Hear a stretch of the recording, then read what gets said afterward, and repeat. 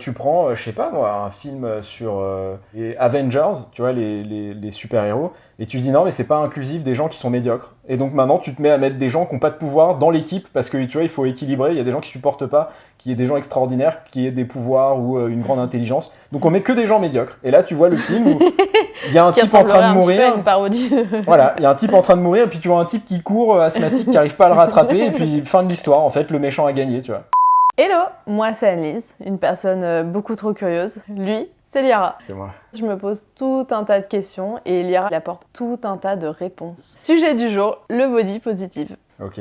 J'imagine que tu en as déjà entendu parler. Ouais. Je rappelle rapidement voilà, d'où vient le mouvement, etc. Donc j'ai pris mes petites notes Vas-y. avec moi. C'est un mouvement qui est né dans les années 90. Il faut savoir qu'à la base, c'était une association en fait de deux Américaines, Elizabeth Scott et Connie Sobczak. Voilà. Ok. En fait, elles ont créé cette association parce que l'une des deux a perdu sa sœur suite à une anorexie, en fait. Ok.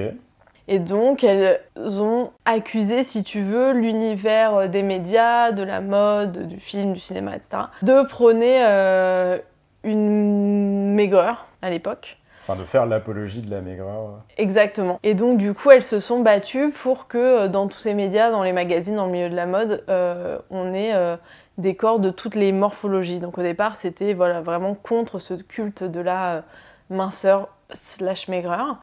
Et ensuite, le mouvement voilà, a connu une autre évolution qui s'est ouvert aussi à tous les signes distinctifs, que ce soit l'âge avec l'histoire des rides, que ce soit les problèmes de peau, l'acné, les vergetures, la pilosité, etc., etc.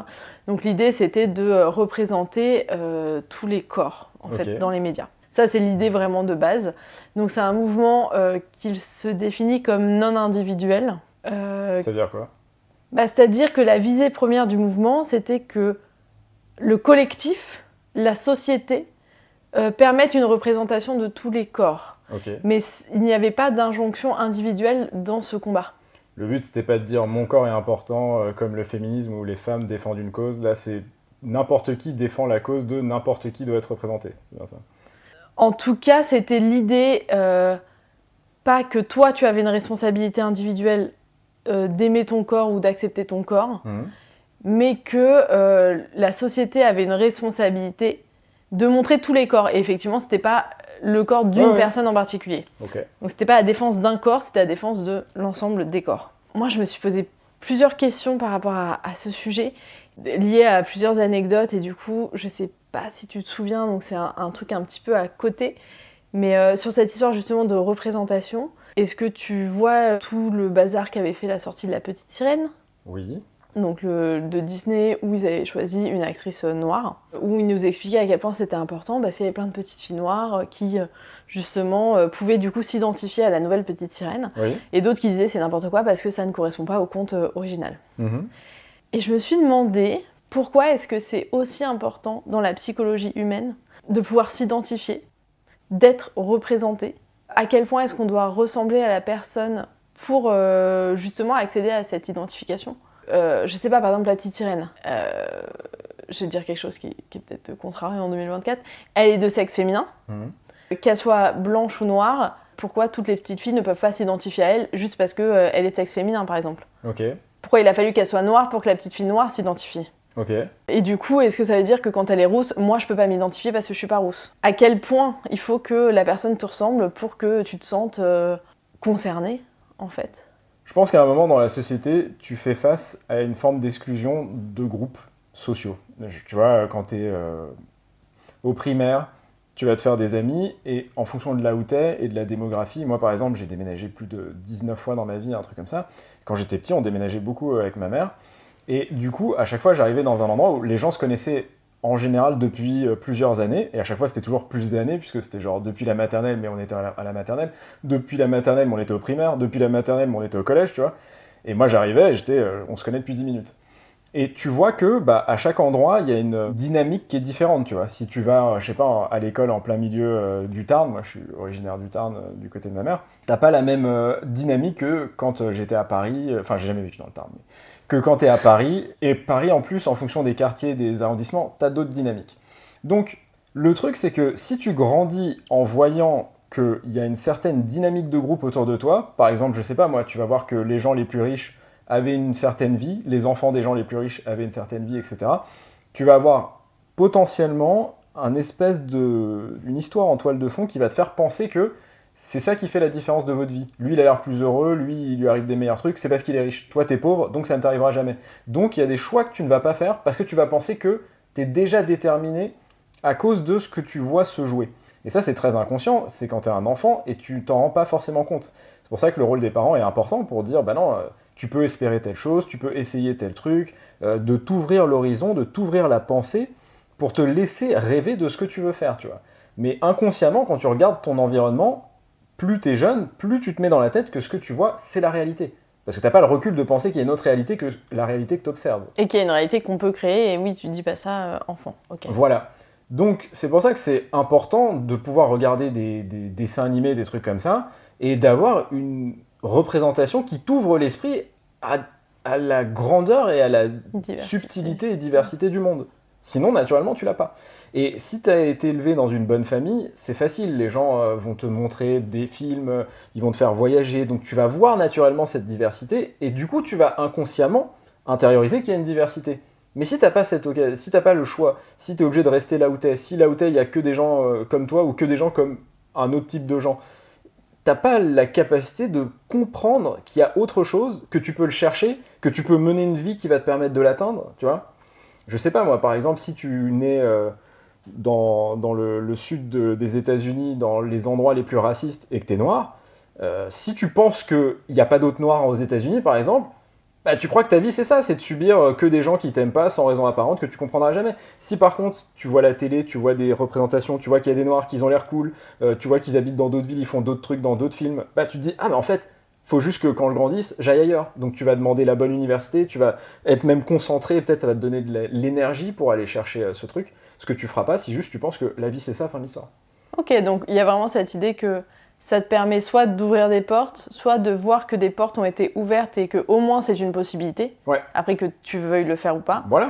Ok, je comprends. C'est comme la caverne de Platon. Tu connais ce truc Oui. Voilà, bah c'est un peu la même idée que la caverne de Platon. L'allégorie de la caverne de Platon met en scène des prisonniers enchaînés au fond d'une caverne, contemplant des ombres projetées sur le mur. Ne voyant que ces ombres, ils sont persuadés que la réalité se résume à celle-ci. Et c'est l'idée, est-ce que tu peux sortir de la caverne, ou est-ce qu'on peut même juste te dire qu'en fait, t'es dans une caverne et qu'il y a autre chose dehors. Et au moins juste voir le truc d'à côté sans avoir la vision de la caverne entière. Exactement. Mais, du coup, dans cette sorte de représentativité, justement, il y a un truc...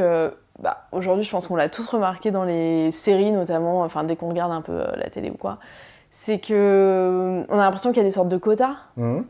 À la fois, je me dis, c'est bien parce que, effectivement, je pense forcément, vous me voyez, moi, voilà, je suis blanche en France, donc... Waouh, je fais pas vraiment partie d'une minorité, on pourrait dire, je suis une femme, mais bon, les femmes sont représentées, c'est pas un souci en soi. Je n'ai jamais été confrontée, moi, à ce problème. Même si on pourrait le dire, ouais, je sais pas, c'est vrai. Ouais, je suis en pleine réflexion. Ouais, si, en vrai, on pourrait dire que c'est vrai, parce que je pourrais dire que moi, j'ai grandi dans un univers où il y avait, par exemple, pas de femme PDG de grande entreprise. Et que du coup, je me dis pas qu'une femme pourrait être PDG de grande entreprise. C'est dans une certaine mesure vrai, mais bon, par exemple, pas dans les films, les séries, pas dans les trucs, on va dire, plus basiques. Et d'un côté, je me dis, si j'avais été dans une communauté qui est un petit peu plus... minoritaire et un petit peu plus exclue, peut-être que ça m'aurait fait plaisir de voir ma communauté un petit peu plus mise en avant dans les séries, etc. Sauf que je trouve que là, la manière dont c'est fait, c'est trop grossier en fait. Enfin, j'ai l'impression que dans toutes les séries, il faut qu'il y ait une personne noire, une personne gay, une personne handicapée, une personne... mais du coup qu'on force, alors que parfois ça n'a pas de sens dans la série elle-même. Je sais pas, cette histoire de représentativité, est-ce qu'elle doit...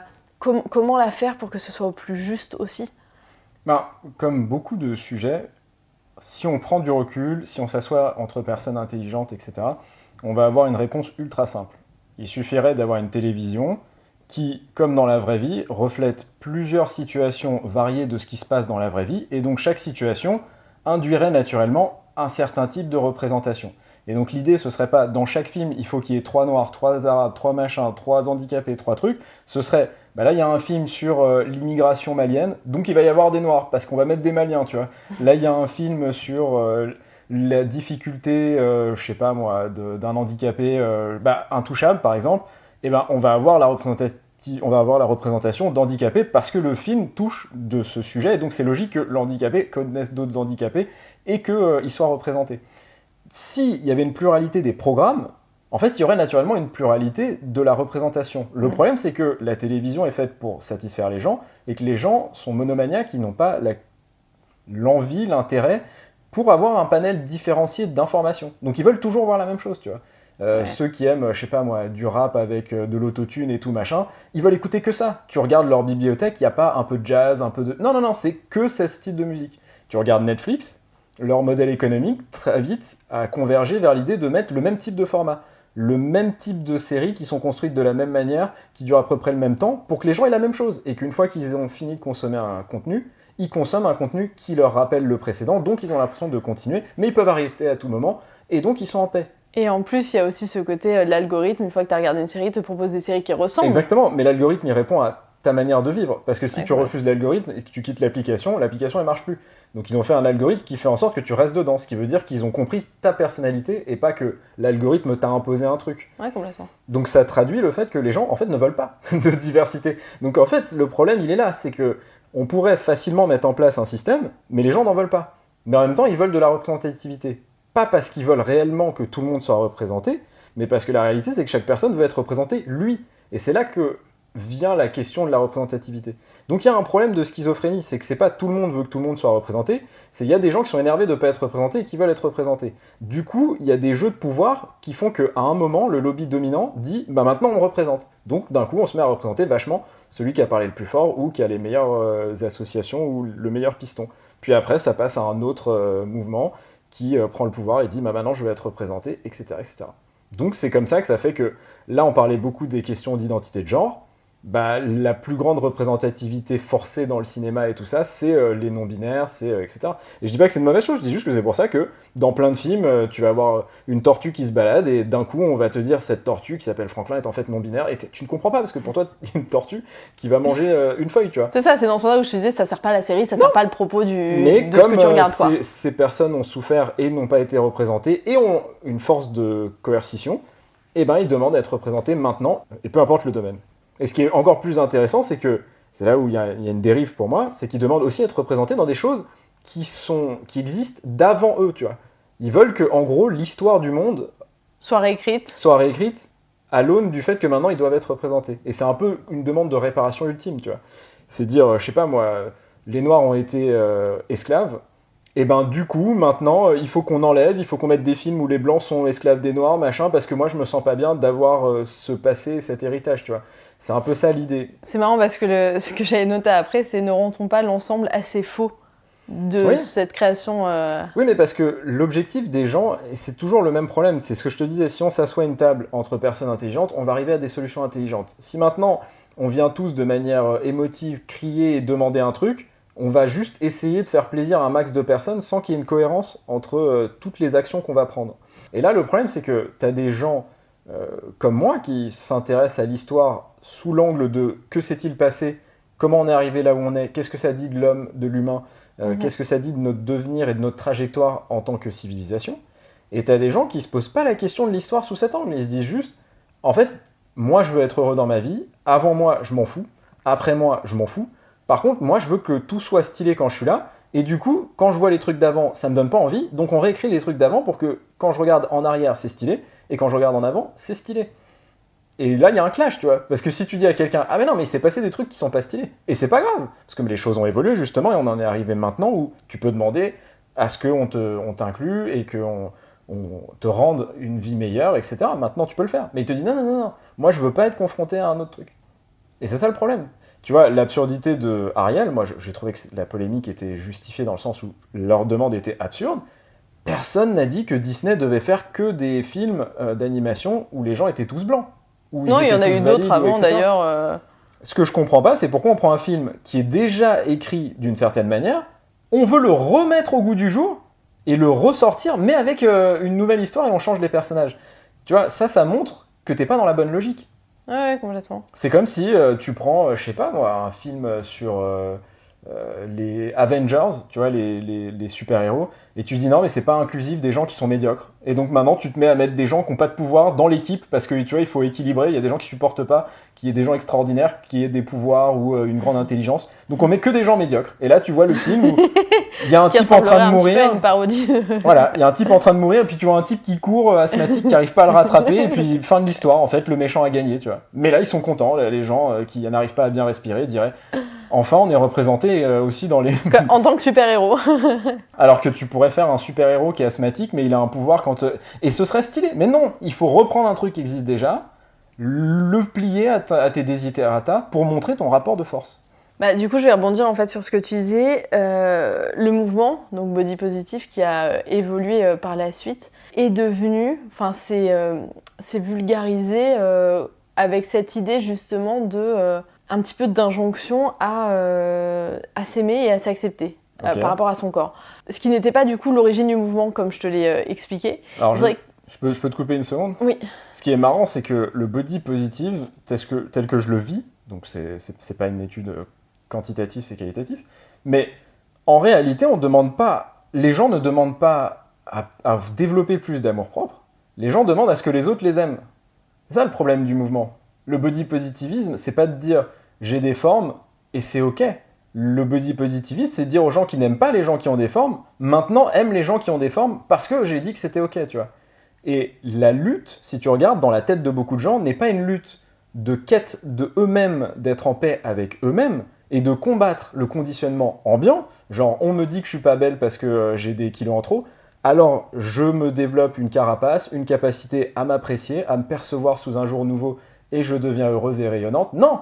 L'idée, c'est de dire aux types qui n'aiment pas les gens en surpoids, t'es un abruti, tu dois m'aimer, maintenant il y a une loi qui a dit que tu dois m'aimer, si tu m'aimes pas, on te met en prison. Et c'est ça, en fait, le shift qui montre que l'état d'esprit n'est pas le bon.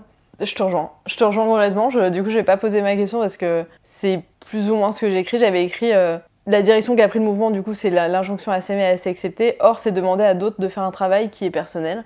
Et que l'amour-propre ne doit pas être lié à ce que font les autres. Je me suis dit, est-ce que c'est pas en fait une excuse pour rejeter la faute à l'autre sur l'autre ? Bien sûr. En gros, si je ne suis pas capable de m'aimer, c'est parce que toi, tu me rejettes. Ouais. Alors qu'en fait, c'est toi qui ne fais pas le travail. C'est ça. Ok, donc... Après, moi, j'avoue que je suis assez ouvert sur la manière dont on décide de voir le monde. Il y a deux manières de le voir. Moi, j'ai choisi de dire, je suis responsable de ce que je ressens. Donc, si quelqu'un me fait du mal... C'est factuel, il a fait quelque chose qui dans mon monde n'est pas acceptable. Par contre, c'est moi qui décide comment je réagis. En tout cas, c'est pas moi qui décide parce que j'ai un déclenchement naturel. Mais par contre, je suis responsable de ce déclenchement naturel parce que soit je le travaille, soit je le laisse être comme il est. Et de plus, c'est moi qui décide si je vais rester accroché à ça toute ma vie. Tu vas dire, quand j'avais 8 ans, il y a Martin dans la classe, il m'avait tapé sur le biceps et ça m'avait fait un peu mal. Et tu vois, à 34 ans, je repense à Martin et j'ai toujours le seum. Tu vois, c'est un choix, c'est ma responsabilité. Ou alors de dire, non, Martin, il m'a tapé, ça m'a fait mal. Maintenant, je suis fort. Si je le croisais, je l'encastrerais sûrement dans un mur. Et en plus, de toute façon, je m'en fous, tu vois. On n'existe plus dans le même monde, il est ailleurs. Enfin, je m'en fous. Ouais, complètement. Et je suis aussi d'accord avec les gens qui, eux, ont l'approche du monde de dire « J'aimerais être comme vous, j'aimerais assumer, prendre la responsabilité, par contre, j'y arrive pas. » Et comme j'y arrive pas, je vais pas faire semblant de me dire « Ok, si ça m'arrive, c'est de ma faute. » Au contraire, je vais m'accabler encore plus et être encore plus blasé. Donc j'ai besoin d'espace pour respirer et peut-être commencer à développer cette confiance en moi-même. Et pour avoir cet espace, il faut que les gens arrêtent de me crier dessus, tu vois. Parce qu'il y a quand même la réalité du harcèlement scolaire, des choses comme ça. Tu le vois quand tu es sur les réseaux sociaux, les gens t'envoient des messages très méchants, très agressifs, alors qu'ils ne te connaissent pas, alors qu'ils ont à peine écouté ce que tu as dit. Mais la réalité, c'est que si tu n'as pas la carapace, c'est difficile de juste respirer, tu vois. Genre, Oui, complètement. Après, là, c'est plus quelque chose d'inconscient. Enfin, je suis d'accord qu'il y a du harcèlement, etc. Et là, on parlait pas forcément de ces cas-là, on parlait vraiment de ce que montraient les médias. Ouais. En dehors de comment les gens y réagissent et vont t'attaquer, ça pourrait être un autre sujet clairement qu'on pourrait aborder. Mais effectivement, après, tu as le choix d'être dans la réaction ou un choix, on va dire, plus sensé d'une action que tu choisis de mener.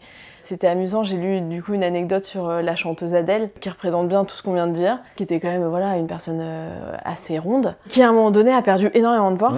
Et en fait, ça lui a été reproché par des fans. Parce que, oui, comme si elle avait abandonné la cause. C'est ça. T'as abandonné la cause. Moi, je me sentais bien parce que t'étais une femme que tout le monde admirait en étant ronde. Et maintenant, t'as rejoint le camp ennemi. Attention, force obscure. Et elle a dit, lors d'une interview avec Oprah Winfrey, qu'elle était désolée que les gens ressentent ça, mais que ce n'était pas justement de sa responsabilité, en fait, le ressenti des gens. J'en arrive à des petites citations, justement, d'une femme qui s'appelle Sylvie Benkimoun, qui est psychologue et qui fait partie, ça m'a amusée, donc je vais le dire, du GROS. D'accord. Qui est le groupe de réflexion sur l'obésité et le surpoids. Ok. Ce qui porte son nom. Tout un programme. Et qui parlait justement du mouvement body positive. Et je trouve ça très intéressant ce qu'elle disait. D'ailleurs, le mouvement à la base ne proclamait pas que les femmes grosses étaient toutes belles, mais qu'elles peuvent l'être, c'est différent. Tout à fait. Il n'est pas question d'être content de son corps, mais de faire avec. Et peut-être accepter qu'il puisse être aimé pour ce qu'il est. Et ça, je trouvais ça très intéressant parce qu'effectivement, j'ai l'impression que le mouvement a complètement dérivé vers quelque chose qui est déjà de l'ordre de l'injonction, alors qu'à la base, on voulait simplement ouvrir. On était sur un truc d'ouverture du possible et de la diversité et d'une représentation de la diversité. D'un coup, on te force à il faut aimer tout le monde, alors qu'on ne demandait pas d'aimer tout le monde, on disait juste que tout le monde existe et que c'était ok que tout le monde existe. Ouais, puis surtout, il y a une hypocrisie de... On a beaucoup de cas de figure de personnes qui s'acceptaient soi-disant, ou en tout cas, qui avaient un état ou une forme physique ou quelque chose qui d'après eux, était rejeté par la société et par les canons de beauté. Donc, par exemple, mettons quelqu'un qui était en surpoids, en obésité, et puis qui avait une vie, qui était marié, machin, puis c'était genre acceptable, et puis qui demandait pourquoi on m'accepte pas, et puis je veux plus de gens comme moi, et tu mets des gens comme elle, et tout, machin. Puis à un moment, elle décide de faire une opération, de mettre une sleeve, un anneau... elle perd son poids. Elle perd son poids, et là, elle change de vie. Et là, tu comprends pas, parce que tu dis, je croyais que t'étais heureuse comme ça, je croyais que en fait, c'était normal, mais en fait, on a l'impression du coup que tu vivais pas du tout de manière satisfaisante pour toi-même, et qu'en réalité, secrètement, tu rêvais d'être le camp des gens que tu vomis, parce que tu dis qu'ils ne te représentent pas, mais en fait, tu voulais, toi, aller chez eux. Tu voulais pas être toi et être représenté, tu voulais en fait aller chez eux. Et comme t'arrivais pas, tu voulais juste que eux ils viennent chez toi. Mais tu vois, il n'y a pas une idée de réellement vouloir t'accepter, pour revenir à ce que je disais au début, mais juste d'imposer encore aux gens ce truc. Et ça revient au podcast qu'on a fait sur la midwife. Ouais, ou la mid girl, la ouais. mid girl. Donc au cas où vous ne l'avez pas vu, c'est... Pardon, on le mettra en fais un fiche, rappel. de toute façon. Ouais. Mais effectivement, c'est les femmes qui se considèrent comme moyennes, voilà, en termes d'esthétisme, des 6 ou 7 sur 10. Et tu vois, typiquement, elles ont créé un mouvement pour dire, en gros, la 6 ou 7, c'est trop stylé. Et je suis pas en train de dire que c'est bien ou c'est pas bien, mais c'est très drôle de... En fait, s'il y a une échelle de 1 à 10, moi j'ai pas demandé une échelle de 1 à 10, c'est eux qui la font. S'il y a une échelle de 1 à 10, pourquoi maintenant 6 ça devient mieux que 10, tu vois? Tu comprends pas? Mais ils veulent essayer, tu vois, c'est genre, oublie la réalité, oublie le truc. En fait, moi ce que je suis, c'est ce qui est stylé, et maintenant tu dois comprendre ça comme ça, tu vois. Tu dis, mais attends, 1, 2, 3, 4, 5, 6, il y reste 4 de plus? Non, il reste pas 4 de plus. Ah d'accord. Mais c'est vrai que c'est pas parce que tu as un besoin de représentation qu'effectivement tu deviens la personne stylée, finalement. Bah oui, c'est ça. C'est très juste ce que tu dis. C'est pas parce qu'il faut qu'on voit que tu existes que le simple fait de ton existence, l'ipséité, si on veut utiliser un mot savant, justifie que tout le monde s'agenouille et admire qui tu es, tu vois. C'est un peu le truc... Mais tu sais, ça va aussi un peu avec cette idée de... Les gens qui ont un complexe pensent que s'ils l'avaient pas, la vie, elle serait simple. Ou pire, ils pensent que les gens qui n'ont pas leur complexe sont heureux. Tu sais, parfois, tu vois quelqu'un qui est intelligent, qui est beau, qui a l'air d'avoir une vie normale, et il est malheureux et tu comprends pas. Tu dis, mais en fait, t'as tout. Et lui, il dit, bah non, parce que j'ai ça, j'ai ce problème, et toi, tu comprends pas. Tu vois, tu dis, mais moi, si j'avais ta vie, en fait, tout serait résolu, tout serait magique. Et en fait, on a tendance à oublier que la diversité n'est pas un plus en soi, de manière intrinsèque. C'est pas parce que les choses sont différentes qu'elles sont bien. Et c'est pas parce que les choses sont les mêmes qu'elles sont bien non plus, tu vois. Mais on veut toujours mettre une valeur sur chaque chose. La 6, c'est une 10. La 10, c'est 10, donc c'est bien. Enfin, tu vois, il faut toujours que quelque chose soit bien ou mauvais. Tu peux pas juste dire, ah, moi je suis attiré par ça, je suis pas attiré par ça. Faut que tout le monde pense la même chose. Oui, c'est ça, c'est surtout qu'il faut qu'il y ait une espèce d'échelle qui fonctionne pour tout le monde et pas quelque chose de subjectif. Voilà. C'était assez intéressant parce que du coup, maintenant, on voit un nouveau mouvement qui démarre. Okay. Et ils pensent que ce serait la reprise du body positive parce que les gens qui ont lancé le body positive trouvent que maintenant il a dérivé vers des choses qu'ils n'acceptent pas. Et ce serait le body neutrality. Ok. apprécier son corps pour ses capacités et du coup supprimer tout aspect esthétique ou d'apparence. Moi, je suis d'accord avec eux, mais pour moi, c'est comme le bio, tu vois, c'est toujours pareil. On invente un label pour dire un truc évident qui devrait pas nécessiter un label pour être compris, tu vois, c'est fatigant. C'est sûr. Mais en même temps, est-ce que si on devait conclure ce podcast, la chose dont je voudrais parler, et peut-être que ça va être une évidence aussi pour toi, alors surtout qu'en plus tu travailles dans ce domaine du marketing, c'est que je me dis, ce qui est marrant, c'est qu'au départ, elles ont monté cette association parce que dans les magazines, les médias, etc., il y avait une certaine apologie de la maigreur. Cette apologie servait quoi ? Servait le domaine de la mode pour vendre. Parce qu'au final, derrière, il y a souvent quand même ça. Qu'ensuite, elles ont lancé ça, super. Il y a eu la grande campagne Dove, énorme par exemple en France, sur toutes les morphologies qui avaient fait un gros changement en 2005. On a vu de plus en plus sur les podiums des plus size, etc., etc. Donc, il y a eu des choses qui ont été faites, il y a eu des actrices aussi qui ont commencé à se montrer sans retouche, etc. Aujourd'hui, finalement, qui profite du body positive ? C'est l'industrie, parce que du coup, elles s'en sont servies pour faire de nouveau du chiffre. Et au-delà de l'industrie, la nouvelle industrie qui est celle des influenceurs, etc. Et d'ailleurs, aujourd'hui, c'est ça qui est reproché. Et il y a des petites guerres entre des personnes sur les réseaux sociaux. Enfin, je sais pas si t'as déjà un peu regardé. Imaginez, moi, Annelise, je suis influenceuse. Et je fais une vidéo où j'explique que, voilà, bon, moi, je suis pas quelqu'un de spécifiquement mince. Je suis pas grosse, mais je suis pas mince. Et quand je m'assois, il y a un petit bourrelet. Et que je fais toute une vidéo en disant non mais voyez, moi aussi j'ai des bourrelets, tout ça c'est normal, mais quand je suis debout j'ai pas de bourrelets. Et puis surtout en fait quand je vis ma vie de tous les jours, je n'ai aucune discrimination liée à ma morphologie. De se servir de ce hashtag et de ce mouvement pour dire non mais voyez, moi je suis body positive, pour se faire une image, alors qu'en fait ce ne sont pas des personnes qui souffrent et qui ont un combat. Bah, on pourrait faire tout un podcast sur à quel point la société est en réalité complètement influencée par le capitalisme et les gens ne s'en rendent pas compte. C'est assez ridicule. Mais c'est fondamentalement la force qui sous-tend beaucoup même de mouvements sociaux. Où on a l'impression que c'est quelqu'un qui miraculeusement a décidé d'eux et que c'est passé. Parce que tu sais, il y a des luttes que tout le monde a de tout temps, mais ça n'évolue jamais, tu vois. Ça ne devient pas la lutte dominante. Les choses ne changent pas. Puis d'un coup, ça change. Moi, je prétends que très souvent, il y a un lien direct avec le capitalisme, que ça arrange une manne monétaire qui fait qu'on pousse à ce que la chose éclose. Je dis pas à chaque fois, mais je dis... Parce que moi, j'ai l'impression que comme beaucoup ont repris en fait ce mouvement de manière fausse, parce que c'est faux, du coup, ça a créé une réponse un petit peu énervée des personnes qui, elles, en fait, sont vraiment en position de surpoids ou ont vraiment une différence physique dont elles souffrent. Par exemple, des gens qui souffrent d'alopécie, etc., ou qui ont des maladies qui ont un impact physique. Et du coup, j'ai l'impression qu'il y a une escalade, et du coup, que maintenant, il y a carrément un activisme pro gros. Ça s'appelle pas comme ça, c'est moi qui viens de dire ça, mais que en gros, maintenant, il y a vraiment ce truc de... on lutte contre la grossophobie. C'est même plus une lutte contre la grossophobie, en fait, c'est une apologie de ce surpoids. Je me dis, on est tombé dans un autre excès. Tu le disais tout à l'heure, finalement, ces personnes, elles disent qu'elles s'acceptent, et puis en fait, elles font une chirurgie, elles changent complètement de vie, et tu comprends qu'elles s'étaient pas du tout acceptées. Donc, à quel point est-ce que ça peut être dangereux, en fait ?